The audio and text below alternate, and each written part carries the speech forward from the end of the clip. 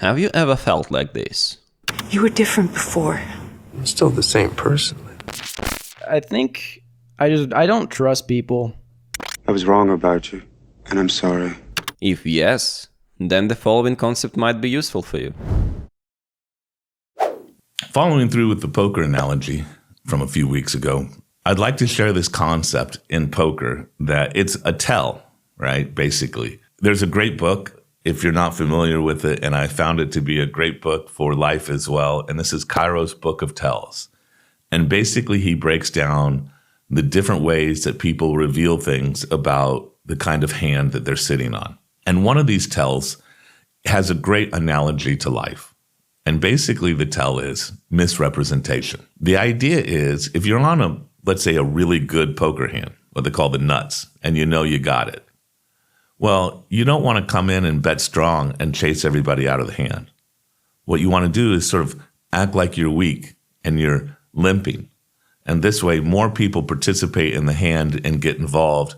And some of those people, of course, will probably get hooked in and take it all the way to the river. So by pretending that you're weak when you have a big hand, of course, you're misrepresenting. And the opposite's true. Oftentimes, if you're on a little hand and you've decided to play that hand, you're going to play like it's a really big hand because you want to chase people out of the hand and not have them contest you to the river because you don't have a high probability hand. I found that this is a great parallel for life. To be honest, most of the people that I have met, that I've had the opportunity to sort of get to know better and maybe observe some of their own internal or closer to internal thinking, I see that who they represented, who they were to begin with, is not necessarily, and oftentimes is actually the reverse of who they feel they are. Now, I'm not saying it's who they are, because oftentimes people feel differently about who they are than who they actually are. And how they feel about who they are oftentimes drives them to be who they are. So again, it's more about how they feel who they are and how it drives them to be how they are.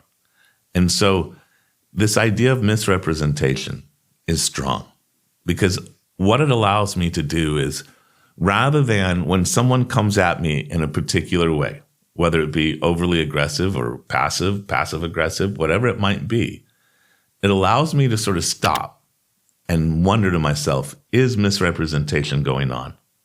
And if it is, well, it makes me take a further look at the situation. I realize that there might be misrepresentation going on. So whatever assumptions I have at this point, I need to find more information to help me validate them or invalidate them. And so the idea with misrepresentation, particularly in the everyday world, is to not allow your opinion of someone's, let's say, first impression to really influence what you believe about them.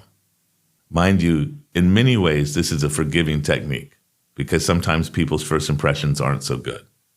But it can be true in reverse as well.